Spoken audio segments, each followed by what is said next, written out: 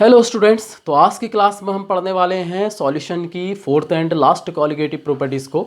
और इससे पहले हमने सॉल्यूशन की 3 कॉलिगेटिव प्रॉपर्टीज़ पढ़ ली हैं। और सबसे पहले हमने पढ़ा था relative lowering in vapour pressure, वाष्प दाब का आपेक्षिक अवनमन। और सेकंड कॉलिगेटिव प्रॉपर्टीज हमने पढ़ी थी एलिवेशन इन बॉइलिंग पॉइंट, क्वथनांक का उन्नयन। और थर्ड कॉलिगेटिव प्रॉपर्टीज हमने पढ़ी थी डिप्रेशन इन फ्रीजिंग पॉइंट, हिमांक का अवनमन। और आज क्लास में हम पढ़ेंगे लास्ट कॉलिगेटिव प्रॉपर्टीज को। और सॉल्यूशन का लास्ट और अंतिम जो कॉलिगेटिव प्रॉपर्टीज है वह है ऑस्मोटिक प्रेशर, प्रासरण दाब। ठीक है, तो प्रासरण दाब ऑस्मोटिक प्रेशर को समझने से पहले हमें ऑस्मोसिस की प्रोसेस को समझना होगा, क्योंकि जो प्रासरण दाब है, प्रासरण दाब की प्रक्रिया हमें आनी चाहिए, तभी हमें ऑस्मोटिक प्रेशर समझ में आएगा।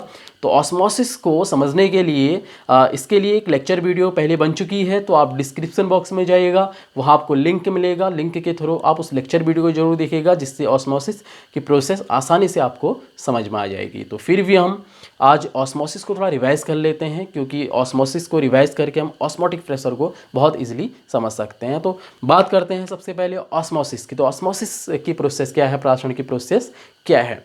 तो प्रासरण यानी ऑस्मोसिस की प्रोसेस को समझने के लिए सबसे पहले हमें 2 सॉल्यूशन चाहिए, यानी 2 विलयन चाहिए।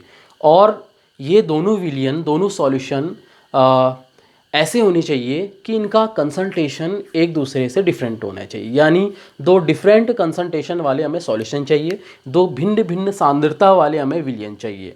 क्योंकि ऑस्मोसिस की जो प्रोसेस है, प्रासरण की जो प्रक्रिया है, वो तभी होगी, वो प्रक्रिया तभी चलेगी जब आपके पास 2 भिन्न भिन्न सांद्रता वाले सॉल्यूशन होंगे, 2 भिन्न भिन्न कंसंट्रेशन वाले सॉल्यूशन होंगे। ठीक है, तो सबसे पहले ऑस्मोसिस को समझते एक सिस्टम बनाते हैं। देखिए, हमारे पास एक सिस्टम है और इस सिस्टम के, देखिए हम ऑस्मोसिस की प्रोसेस को समझने जा रहे हैं, और इस सिस्टम के ठीक सेंटर में हमने एक मेम्ब्रेन लगाई है। ये मेम्ब्रेन बहुत स्पेशल है और यही रिस्पॉन्सिबल भी है ऑस्मोसिस के लिए। ठीक है, इस मेम्ब्रेन को कहते हैं SPM और इसका फुल फॉर्म है सेमी परमेबल मेम्ब्रेन। इस मेम्ब्रेन को कहते हैं सेमी परमेबल मेम्ब्रेन, और हिंदी में इसे कहते हैं अर्ध पारगम्य झिल्ली, सेमी परमेबल मेम्ब्रेन या अर्ध पारगम्य झिल्ली। ठीक है, तो सेंटर में हमने एक मेम्ब्रेन लगाई है, एक अर्ध पारगम्य झिल्ली लगाई है, सेमी परमेबल मेम्ब्रेन। और इस सेमी परमेबल मेम्ब्रेन के एक और हमने एक सॉल्यूशन रखा है, एक सॉल्यूशन रखा है, इसको हम कहेंगे सॉल्यूशन फर्स्ट। और ये जो सॉल्यूशन फर्स्ट है, इसका जो कंसंट्रेशन है वो कम है, इसकी जो सांद्रता है वो कम है, इसका कंसंट्रेशन कम है, ये लेस कंसंट्रेटेड है। ठीक है, तो इस सेमी परमेबल मेम्ब्रेन के दूसरी ओर भी एक सॉल्यूशन रखते हैं, इसको हम कहेंगे सॉल्यूशन नंबर सेकंड। और इसकी जो सांद्रता है, इसकी सांद्रता अधिक है,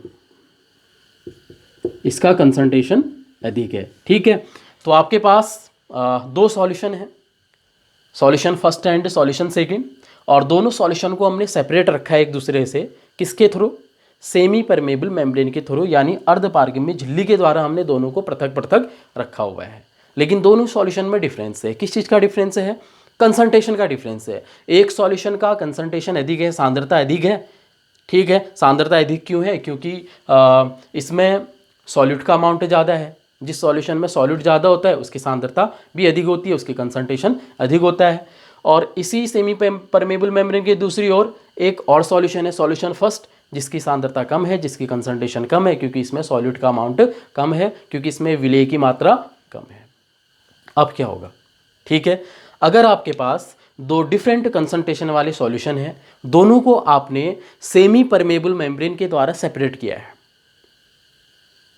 ठीक है, दोनों सॉल्यूशन को आपने अगर सेमी परमेबल मेम्ब्रेन के द्वारा सेपरेट किया है, तो यहाँ पर एक प्रोसेस होगी। क्या प्रोसेस होगी कि जो कम सांद्रता वाला विलयन है, यानी जो लेस कंसंट्रेटेड सॉल्यूशन है, वहाँ से सॉल्वेंट के पार्टिकल्स सेमी परमेबल मेम्ब्रेन को पार करके कहाँ चले जाएंगे, मोर कंसंट्रेटेड सॉल्यूशन में, यानी अधिक सांद्रता वाले विलयन में। ध्यान से सुनिएगा बातों को, कि अगर आपके पास दो सॉल्यूशन है जिनका कंसंट्रेशन अलग अलग है, तो फिर जो कम कंसंट्रेशन वाला जो सॉल्यूशन है, कम सांद्रता वाला जो सॉल्यूशन है, उसमें से सॉल्वेंट के पार्टिकल्स यानी विलायक के अणु, सॉल्यूशन में तो दो प्रकार के अणु हैं, विलेय के अणु भी हैं और विलायक भी, सॉलिड भी है सॉल्वेंट है, लेकिन कौन से अणु जा रहे हैं, कौन से मॉलिक्यूल जा रहे हैं, सॉल्वेंट के।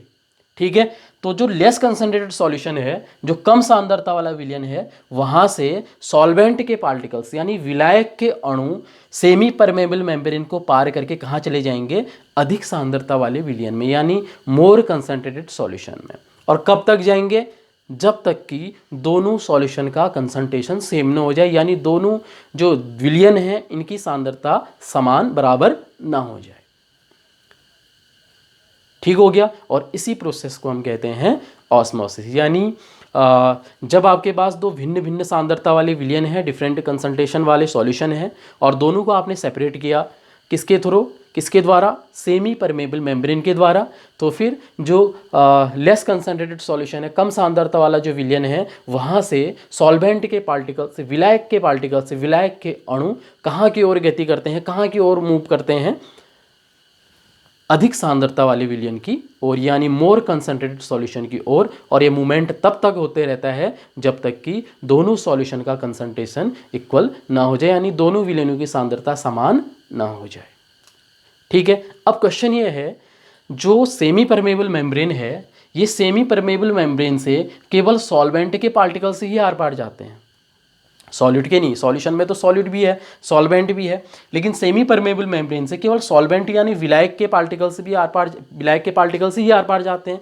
ऐसा इसलिए है क्योंकि सेमी परमेबल मेम्ब्रेन में जो अर्धपारगम्य झिल्ली है, उसमें छोटे छोटे छिद्र होते हैं, छोटे छोटे पोर्स होते हैं। ठीक है, और वो पोर्स का साइज इतना छोटा है कि उससे आर पार कौन से पार्टिकल जाएंगे, जिनका साइज छोटा होता है, यानी जिनका आकार छोटा होता है। तो सॉल्यूशन में दो तरह के पार्टिकल हैं, विलेय भी है, विलायक भी है, सॉल्यूट भी है, सॉल्वेंट है। तो विलयन में हमेशा, सॉल्यूशन में हमेशा सॉल्वेंट के पार्टिकल्स का साइज छोटा होता है। ठीक है, सॉल्वेंट के पार्टिकल्स का साइज छोटा होता है, तो जो सेमी परमेबल मेम्ब्रेन है, इसलिए वो केवल सॉल्वेंट के पार्टिकल्स को ही आर पार जाने के लिए अलाउ करता है। ठीक है, जो अर्धपारगम्य झिल्ली है, उससे आर पार केवल विलायक के पार्टिकल ही जा सकते हैं, क्योंकि उनका आकार छोटा है, क्योंकि बड़े आकार के जो पार्टिकल्स हैं वो विलेय के हैं, सॉल्यूट के हैं, वो इससे आर पार नहीं जा सकते हैं, क्योंकि जो सेमी परमेबल मेम्ब्रेन है उसमें जो पोर्स हैं वो बहुत छोटे छोटे हैं, उससे केवल विलायक के, सॉल्वेंट के पार्टिकल्स ही आर पार जा सकते हैं। और ये सॉल्वेंट के पार्टिकल्स तब तक जाएंगे जब तक कि दोनों सॉल्यूशन का कंसंट्रेशन इक्वल ना हो जाए। और कहाँ से कहाँ जाएंगे, सॉल्वेंट तो यहाँ भी है, यहाँ भी है। सॉल्वेंट हमेशा लेस कंसंट्रेटेड सॉल्यूशन, कम सांद्रता वाले विलयन से अधिक सांद्रता वाले विलयन की ओर जाएंगे। ठीक है, movement of solvent particles from less concentrated solution to higher concentrated solution through semi permeable membrane, this process is known as osmosis. तो इस प्रक्रिया को कहते हैं ऑस्मोसिस, की विलायक के अणुओं का मूवमेंट।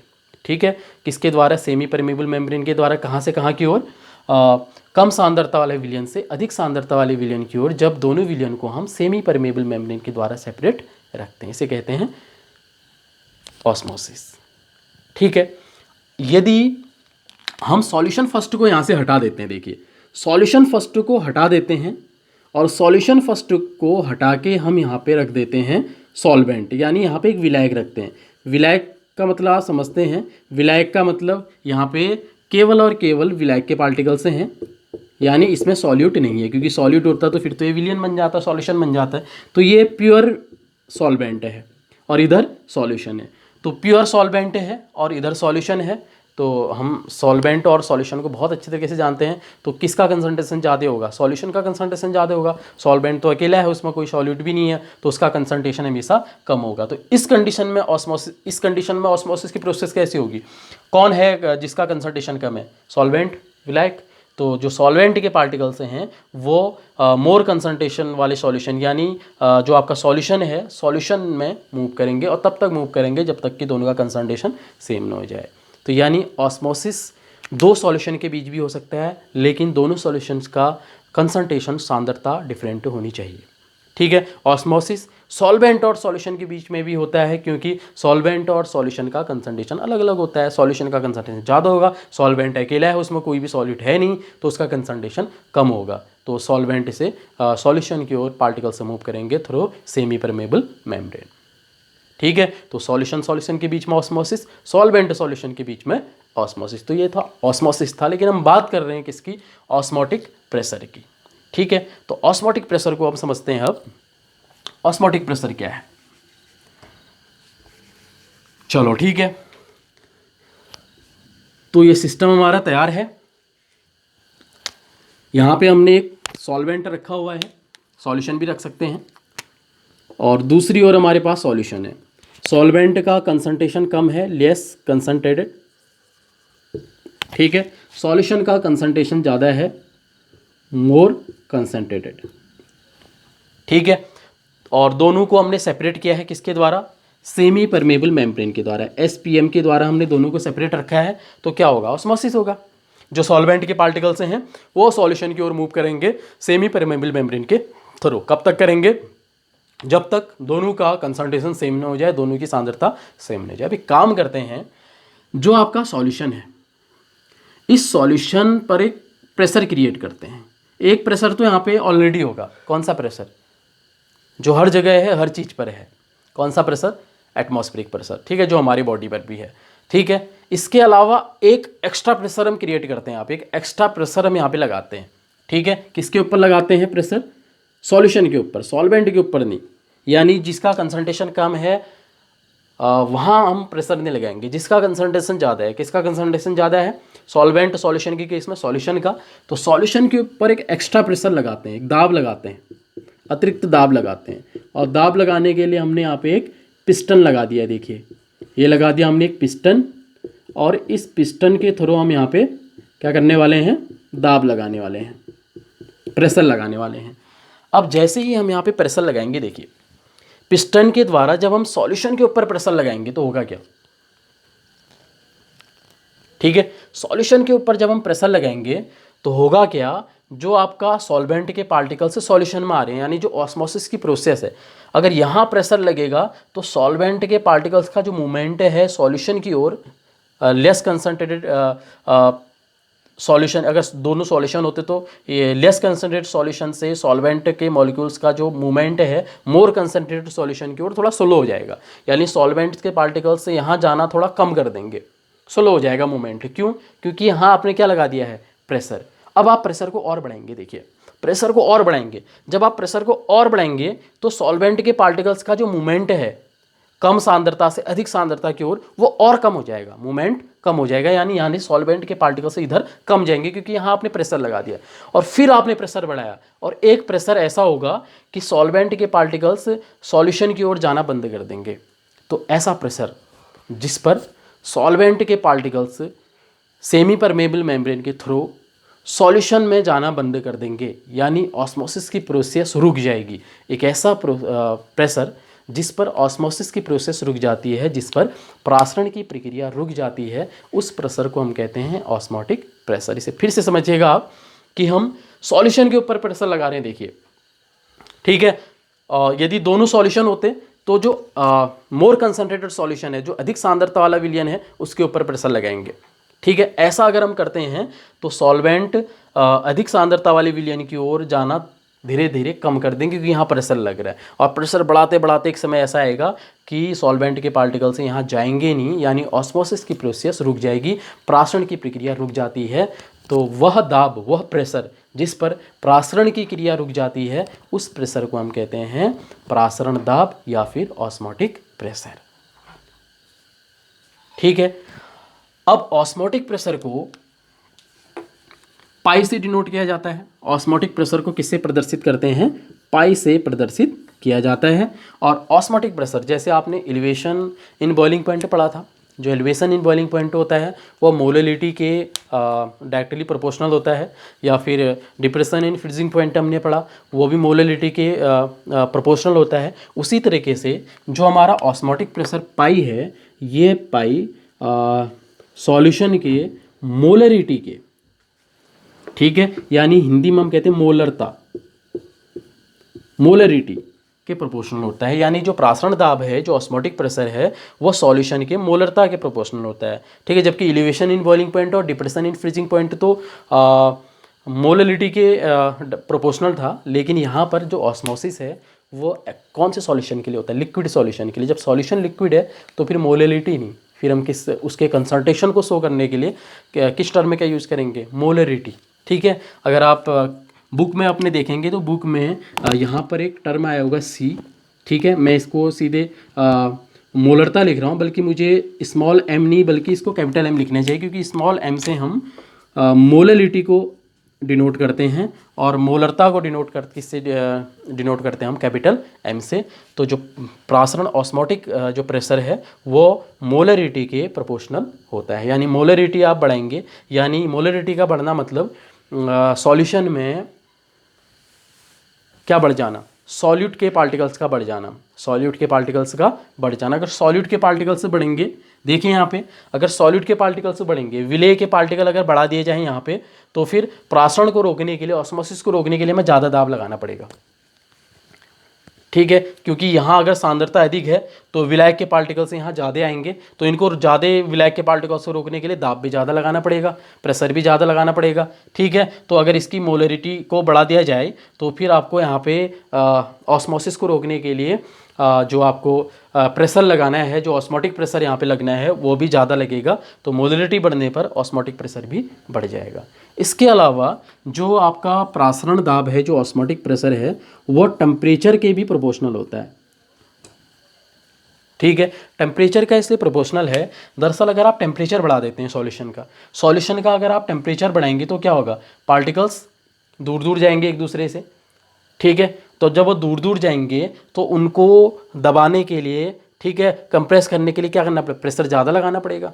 पार्टिकल्स दूर दूर, टेम्परेचर की वजह से पार्टिकल्स दूर दूर चले जाएंगे, ठीक है, उनको कंप्रेस करने के लिए और प्रेशर और ज़्यादा लगाना पड़ेगा, तो ऑस्मोटिक प्रेशर की जो वैल्यू है वो भी बढ़ जाएगी। यानी जो ऑस्मोटिक प्रेशर है, अगर आप मोलरिटी बढ़ाएंगे तो ऑस्मोटिक प्रेशर भी बढ़ जाएगा, अगर आप टेम्परेचर बढ़ाएंगे तो भी ऑस्मोटिक प्रेशर बढ़ जाएगी। टेम्परेचर बढ़ने से पार्टिकल्स दूर दूर जाएंगे और उनको कंप्रेस करने के लिए प्रेशर ज़्यादा लगाना पड़ेगा, ठीक है। तो फाइनली हम दोनों इक्वेशन को मिला के लिख देते हैं। जो आपका ऑस्मोटिक प्रेशर पाई है वो मोलरिटी कैपिटल एम के भी प्रोपोर्शनल है और टेम्परेचर टी के भी प्रोपोर्शनल है, ठीक है। और जब हम प्रोपोर्शनल कांस्टेंट को यहाँ से हटा देते हैं तो फिर एक कांस्टेंट आएगा, हमारा कांस्टेंट आएगा क्या? R M T, pi equal to R M T, ठीक है। हम इसको मिटा देते हैं, pi equal to R M T, इसको हम यहाँ लिख लेते हैं।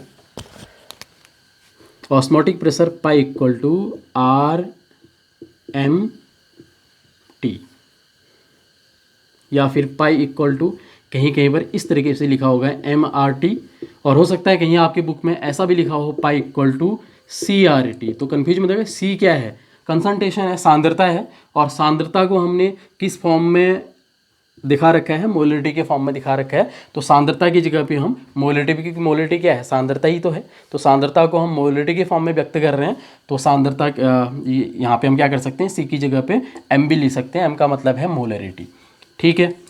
अब जो इसमें आर कांस्टेंट है इसको कहते हैं सॉल्यूशन कांस्टेंट, या इसकी वैल्यू गैस कांस्टेंट के इक्वल होती है, तो इसको गैस कांस्टेंट भी कहा जाता है, क्योंकि यहाँ पर जो कांस्टेंट हमारा आर है, ये आर की वैल्यू गैस कांस्टेंट के इक्वल होती है, कितनी होती है? 0.082, ठीक है, इसलिए इसे हम गैस कांस्टेंट भी कहते हैं, ठीक है। और ये जो इक्वेशन है हमारे ऑस्मोटिक प्रेशर के लिए, ये इक्वेशन थोड़ा आइडियल गैस इक्वेशन से भी मैच करता है। जैसे आइडियल गैस इक्वेशन क्या पढ़ा था हमने 11th में? P V equal to N R T. यदि हम P equal to N, V को उधर ले जाएं, N upon V into R T कर दें, तो एन अपॉन वी क्या है? कंसंट्रेशन है ना, एन है मोल और वी है वॉल्यूम, गैस का वॉल्यूम, तो ये कंसंट्रेशन है, concentration into R into T. तो यहाँ भी यही है, concentration into R into T, और ये पाई क्या है? ऑस्मोटिक प्रेशर है, यहाँ भी ये क्या है? प्रेशर ऑफ गैस है, ठीक है। तो दोनों इक्वेशन एक दूसरे से मैच करते हैं, कुछ आइडियल गैस इक्वेशन से भी ये मैच करता है। तो इस तरीके से आप इस इक्वेशन के थ्रू आप किसी सॉल्यूशन के लिए ऑस्मोटिक प्रेशर को कैलकुलेट करेंगे। और न्यूमेरिकल्स के लिए आप कमेंट बॉक्स में अपना व्हाट्सअप नंबर और ईमेल दीजिएगा, तो आपको न्यूमेरिकल को सॉल्व्ड और अनसॉल्व्ड न्यूमेरिकल्स आपको मिल जाएंगे। ठीक है, तो ऑस्मोटिक प्रेशर हमारे के साथ कंप्लीट हो जाता है। तो एक बार फिर से देख लेते हैं ऑस्मोटिक प्रेशर क्या है। देखिए, और जब ऑस्मोसिस की प्रोसेस चल रही होती है तो जो मोर कंसनट्रेटेड सॉल्यूशन है, ठीक है, यदि एक सॉल्वेंट एक सॉल्यूशन है तो सॉल्यूशन के ऊपर, दोनों सॉल्यूशन है तो मोर कंसनट्रेटेड सॉल्यूशन के ऊपर हम प्रेशर लगाते हैं। ठीक है, तो एक प्रेशर की वह वैल्यू जिस पर ऑस्मोटिक की प्रोसेस रुक जाती है। ठीक है, एक ऐसा प्रेशर जिस पर प्रासरण की प्रक्रिया रुक जाती है, उस प्रेशर को हम प्रासरण दाब कहते हैं, ऑस्मोटिक प्रेशर कहते हैं।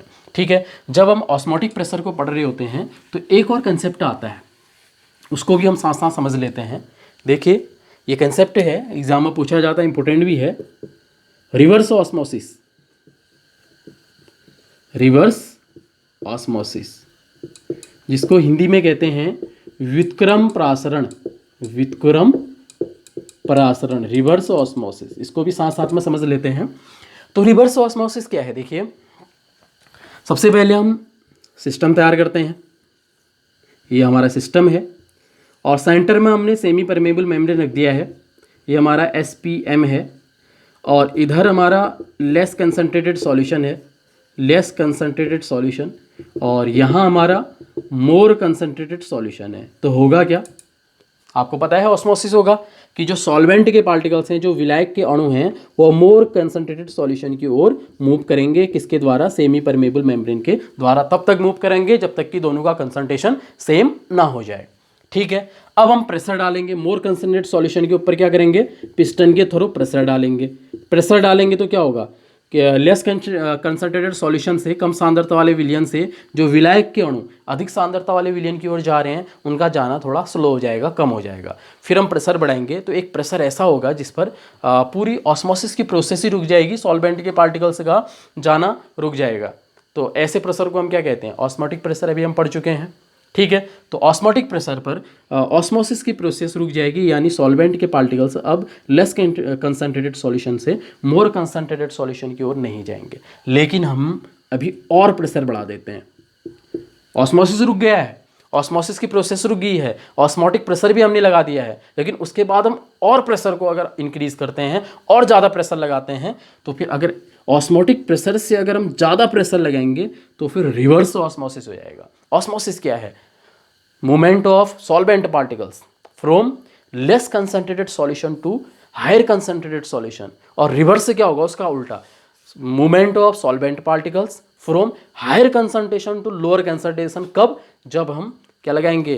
प्रेशर। कितना? ऑस्मोटिक प्रेशर से ज़्यादा प्रेशर। अगर हम मोर कंसंट्रेटेड सॉल्यूशन के ऊपर अगर ऑस्मोटिक प्रेशर पर तो ऑस्मोसिस रुक जाएगा, उससे भी ज़्यादा प्रेशर अगर लगा देंगे तो सॉल्वेंट के पार्टिकल्स, अब उल्टा हो जाएगा, सॉल्वेंट के पार्टिकल्स मोर कंसंट्रेटेड सॉल्यूशन से लेस कंसंट्रेटेड सॉल्यूशन की ओर मूव करना शुरू कर देंगे। और इस प्रोसेस को हम कहते हैं रिवर्स ऑस्मोसिस। की उल्टा हो रहा है, क्योंकि ऑस्मोसिस में क्या होता है कि विलायक के अणु कम सांद्रता वाले विलयन से अधिक सांद्रता वाले विलयन की ओर जाते हैं, और जब हम अधिक सांद्रता वाले विलयन के ऊपर प्रासरण दाब से अधिक दाब लगा देते हैं तो फिर सॉल्वेंट के अणु यानी विलायक के अणु अधिक सांद्रता वाले विलयन से कम सांद्रता वाले विलयन की ओर आ जाते हैं। उल्टा हो जाता है ऑस्मोसिस का, ठीक उल्टा, रिवर्स ऑस्मोसिस।